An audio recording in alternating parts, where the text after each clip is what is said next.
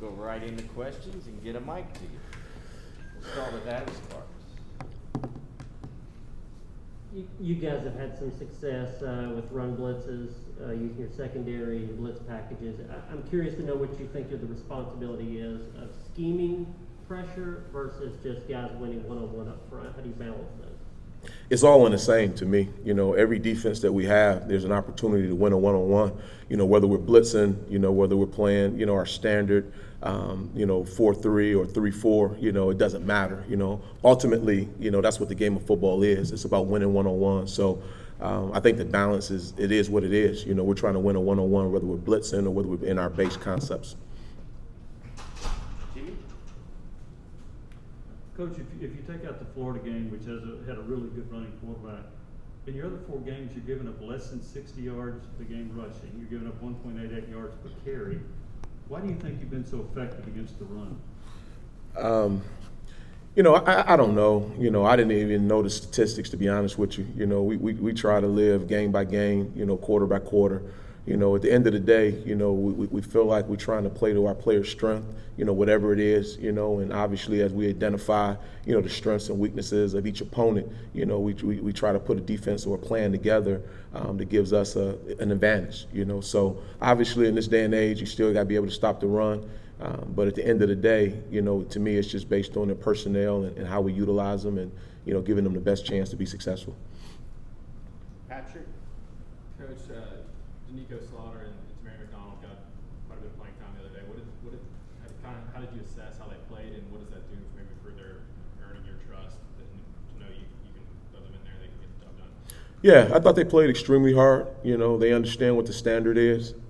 You know, so they got their opportunity, and I thought for the most part, you know, those guys answered the bell. So, you know, we'll continue to evaluate every week, you know, and as I've said, you know, many times, you know, you get what you earn. You know, those guys earned some opportunities, and, you know, when they got them, I thought they did a really good job of taking advantage of it. Rob? Coach, Byron Young obviously not played a lot. Just kind of getting his feet wet, but what have you seen from him, I guess, in the 3 games that he's been out there? Yeah, you know, we're excited about BY. You know, he's a tremendous kid. You know, he works extremely hard. You know, obviously, you know, missing the first couple games, you know, set his development back. But we're pleased with the direction he's headed. I mean, I think he'll be the first one to tell you he's still some plays that, you know, he would love to have back that he think he could execute better on. But we think the sky's the limit. You know, as he continues to get more reps, I think he'll continue to grow. And, you know, and obviously as he grows, I think the better we'll be. Vince?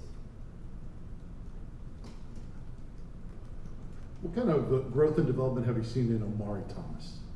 Yeah, Big O has been battling. You know, he really is. You know, he's a pleasant kid to be around. You know, it's extremely important to him, and to see him start to have some success is gratifying. You know, just because we know how hard he works. So, you know, again, he knows there's some things he wants to get better at, but he's working at it. And to me, that's all we can ask as a coach. You know, it's our job to make sure these kids all reach their full potential, whatever that is.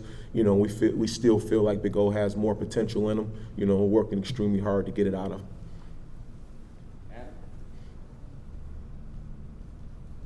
Your offense obviously is aggressive, and it seems like you're coaching defense in that way too.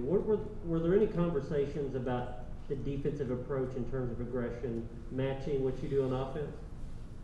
No, I don't. You know, I think at the end of the day, you know, again, that the style of play in which we want to play on offense, defense, and special teams is just universal. You know, we want to be aggressive in everything we do. And again, aggressive doesn't necessarily mean you're blitzing every snap. It's just, you know, how you go about your business. Again, whether it's our front 4, whether we're in man coverage, whether we're in cover 2, you know, we want to be the aggressor. I mean, that's just what it is. So I think you can see that obviously on offense, defense, and our special teams. Brent and Wes. Yeah, Coach, 5 games in, how would you describe the personality of this defense? Yeah, I think it's tough. You know, I think we're a tough defense. I think we're a defense that plays hard. I think we're a defense that shows a lot of pride.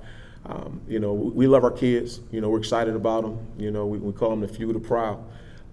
But I think when you look at us, I think what we do, you know, we play extremely hard. You know, and at the end of the day, that's all I can ask for.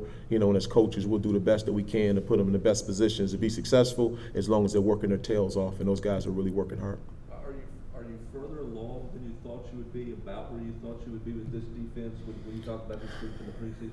I know you're gonna get mad, but I'm gonna be honest. You know, I try not to even think that way. You know, we try to live day by day. You know, I wasn't sure, you know, hadn't coached those guys in the game. So, you know, we based on everything that we saw in the spring, everything we saw in the summer. You know, we tried to learn from it as a coach day to day, you know, and then put those guys out on the field to get them the best opportunity to be successful. So the expectation is, again, that we play hard, that we play physical.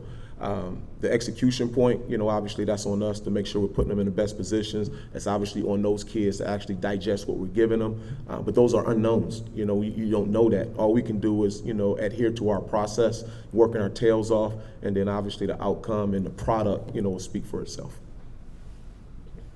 Tim, obviously, being the defensive coordinator at a place like Tennessee is a job that would get a lot of people's attention, but when you looked at some of the numbers from Josh Heupel's offense and the time of possession, what his teams usually have, did that give you some pause in terms of, I don't want to have a defense on the field for 38 minutes a game or whatever? No, I don't. I honestly, I don't worry about things that I can't control. You know, we worry about what we can control. You know, and if we get an opportunity to go play defense, you know, we love that. You know, so every chance we're out there, you know, we live for the first down, second down, third down, fourth down, and then we're off the field. You know, and if we're back on, you know, right away, or we're on the field, you know, 10 plays later, you know, it does not matter to us. You know, we just want to have an opportunity to play football, and that's the mentality we have as a staff, and that's the mentality that our players have. Ben and Jimmy. Tim, just what are Aaron Beasley and Jeremy Banks doing so well? It seems like they're really getting better week to week.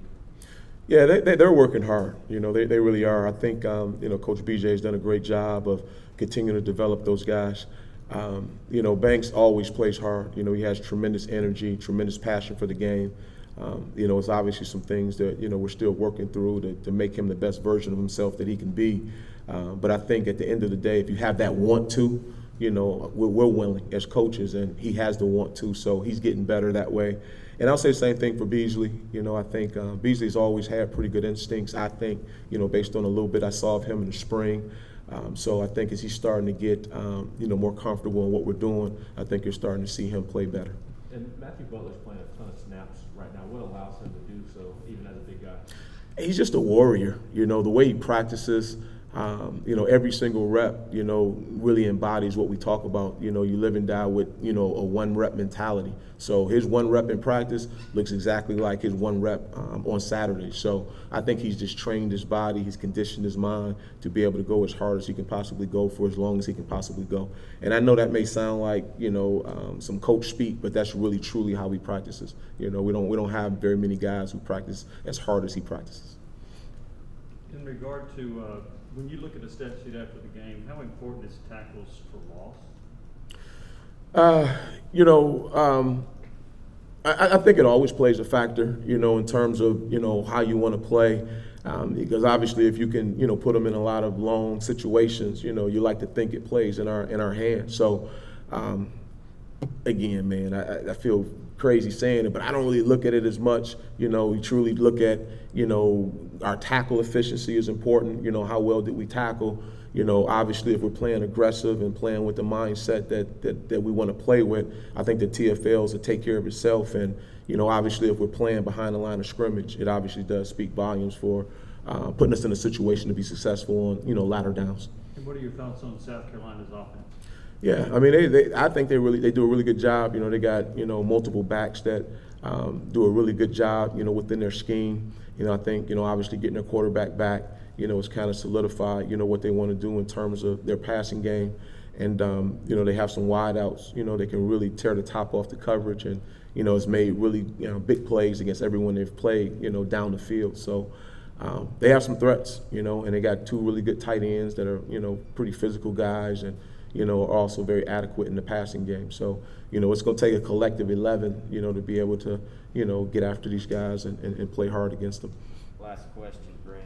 Yeah, Coach, you mentioned you want to be in those third and long situations. I think Missouri got 4 of them for you in the first half. What's the key to being as efficient as you want to be when you have a team in 3rd and 8? What are those key? Yeah, I think, you know, just understanding exactly what the situation is and understand very clearly, you know, how many yards they need to be able to, you know, complete a first down. And We're always going to try to mix it up, in terms of what we're doing. But ultimately, every single person on that defense, every single person that's on the field needs to know what the situation is. Is it 3rd and 5? Is it 3rd and 8? Is it 3rd and 1? And then obviously within the framework of our defense being able to execute. So I think to answer your question, we just got to be very clear and very direct in terms of what is the situation and then execute accordingly.